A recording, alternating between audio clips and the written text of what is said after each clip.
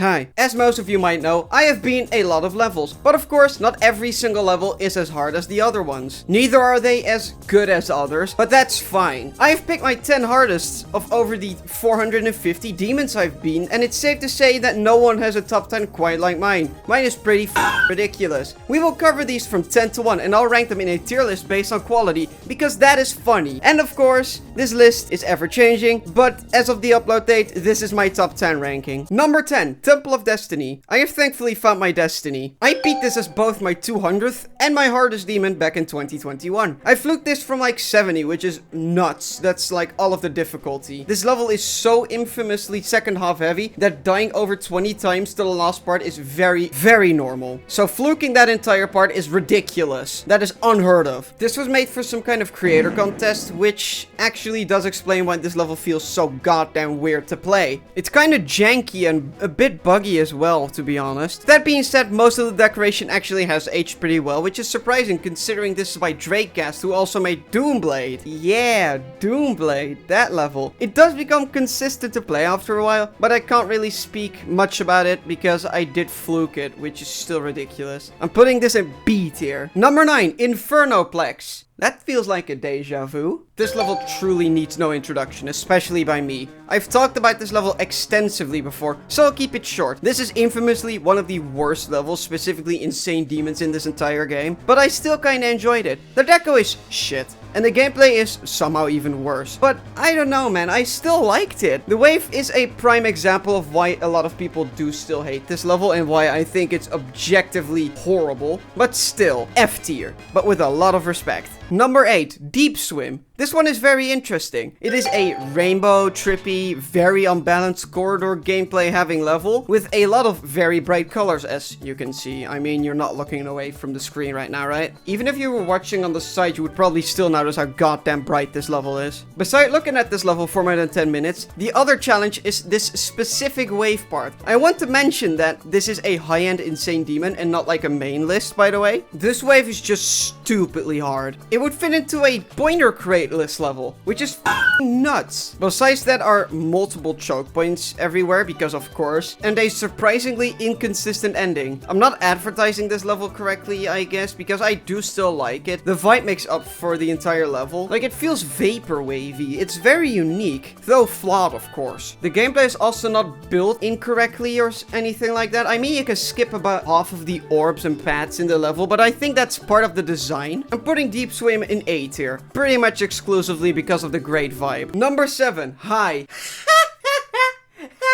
This one sucks ass. Yeah, the vibe and intensity are like pretty good, I guess, and the ending is very nice and stressful, but good fucking lord, this level is so annoying to play. It's ridiculous. Like, try beating this level. It's so boring. Like, just imagine for like 2 to 3 hours in a row for like a week going through this entire fucking pre-drop and then dying to this annoying ass dual wave right after. And if you don't die to the dual wave, oh, don't worry, you'll just die to one of these 4 ball clicks, or this stupid UFO that is way harder than it actually feels at first, or this insanely buggy robot. It's fantastic, isn't it? Like, it's just 5-star, 5-star, 5-star, 5-star, extreme demon. Not to mention this lost ship, which would be great in pretty much any other level, but here, oh my god, it's so bad. Why would you put a ship this inconsistent at the end of this level? This is literally my second least favorite level I've ever been, behind something else that I'm not gonna reveal yet. E tier, purely and only because of the gameplay, because the deco has, you know, a bit of flair. Number 6, Eden's Blessing. The Bible takes its revenge. This level is gorgeous, there's no denying that. It nails the theme so well, it's actually kind of insane. That being said, I learned a valuable lesson from this level. Good decoration doesn't ever guarantee good gameplay. This level is so unbelievably unbalanced and choke point heavy that it makes Temple of Destiny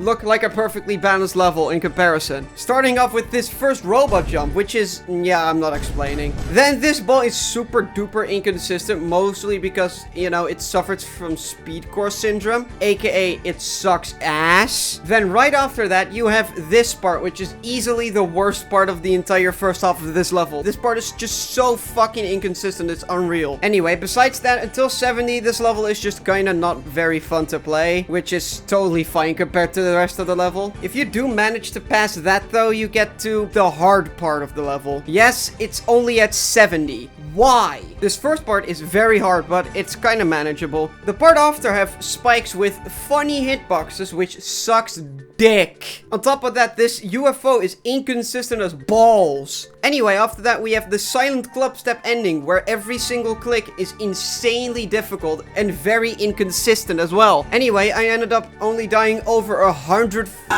times to the ending, and the straight fly around 300 times. Yeah, if you want to beat this, reconsider your life choices. Just look at a video on YouTube. It's way better there. Deco is like S tier and gameplay is G tier. So as a package, this is around C tier. Number 5, Cataclysm. Hey, look! It's the first extreme in my top 10. No way, Joseph! This level needs no introduction, especially because I've already talked about it before. My opinion since then hasn't really changed. I think this level is still great. It's aged remarkably well, which is great. I personally actually really loved playing this level, mostly because, you know, I knew what I was strapping in for. I knew that the first wave was the only part that would ever give me any struggle in this entire level. If you go into this level expecting any other part to even be remotely close to the wave, like, I'm sorry, you're just not going to have any sort of fun. Of course, the balancing really should have gotten more work. I'm not excusing it, I'm just saying for me it wasn't really that big of an issue. Because, you know, I started playing this level when I did a practice run of 50 attempts out of godfuck nowhere. So yeah, I did really like this level, even if old Kata, like, clears new Kata any day. A tier. Number 4, Gnome. Yes, that is how it's pronounced. Shut the f up. This was my first extreme, and also my 250th demon in total as well. I beat this to not have, you know, one of the basic demons to do as your first extreme, because I really did think that was very boring. And I like this level better than most of those anyway at the time, so it was pretty much a no-brainer for me to go for this. About Gnome, yeah, it's pretty good, but it becomes very boring from zero after a while. Also, this ship part is incredibly frustrating. Like, just this one click clears half of the entire level's difficulty. Besides that, it's a very consistent but very average level in multiple ways. It's the prequel to Macabre, which it's visually like twice as bad as Macabre, so it makes sense to me. Still, Gnome looks very good and has aged very well, and I am happy that I really did do this as my first extreme instead of Cataclysm or Accu, for example. B tier. Number 3, Accu. Hey, there it is. My favorite angle is up next. Accu. Yeah, I sure hope it is. If you're even acutely aware of anything related to this game, this level really needs no introduction, because it's one of the most popular first extreme demons to beat. I myself didn't want to be accused of being basic, so I didn't do this as my first extreme demon. A cute little level indeed, with some very well built gameplay on top of that. The zinc is also very accurate, with the start of the drop being especially a cult classic. This is also just a fantastic level visually speaking, as all of the decoration is very well polished modern style, with some of the most funky looking backgrounds I've ever seen in my entire life. Gameplay wise, it's very solid, but I can't really speak on how annoying the level gets from zero, because I fluked the entire ending, which once again is just absolutely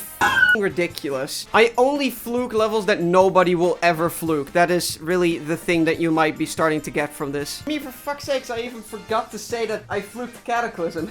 Like most people know, this level is very V-shaped in difficulty, being that the first and the last parts are easily the hardest parts of the entire level. And with me fluking the last part, I really don't want to say much about playing it from zero, because I really cannot tell how frustrating it is. I still think I would have liked the level though, but putting it in S does feel very wrong for me. So I'm going to put it in the AQ tier. Number 2, Cyclone. Why do Americans keep getting hit with cyclones and stuff? Even I beat that shit. It's totally doable. Come on, pushovers. Florida, raise up! Besides me bullying America for being a skill issue country, we have a goddamn banger on our hands here. This level is pretty weirdly balanced, with NLEX being the hardest part by far, which yes, of course, it's fucking NLEX. He always has the hardest part for some reason. And the second hardest part being 30% or so later, with Jenkins, who also always has the hardest parts for some reason. Even though these two parts really do pull the level down just a tiny little bit, I think none of the other parts are even even remotely bad. All of them feel very fun to play and become consistent after practicing them a little bit. Also, the vibe of the level and the intensity do really overweigh how mediocre the decoration is nowadays. That is completely fine though, because this level flows like a dream. It flows so well together. The sync is also crazy good, which also adds an entire layer on top of it. Even though some parts do feel a bit unpolished, I still really like this level a lot. Though putting it in S tier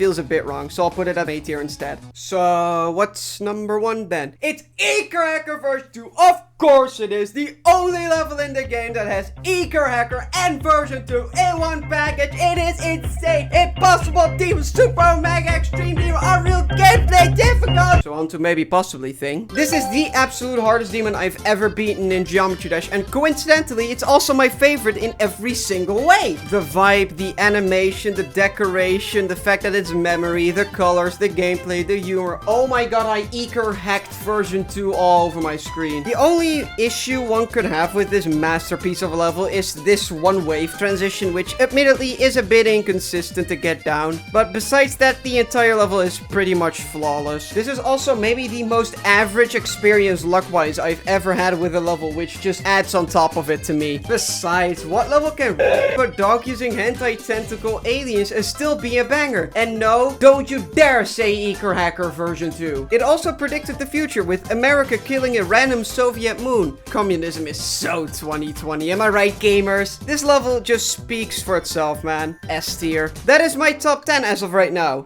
Cool, right? I'll update this in like a year maybe, but that's for next time.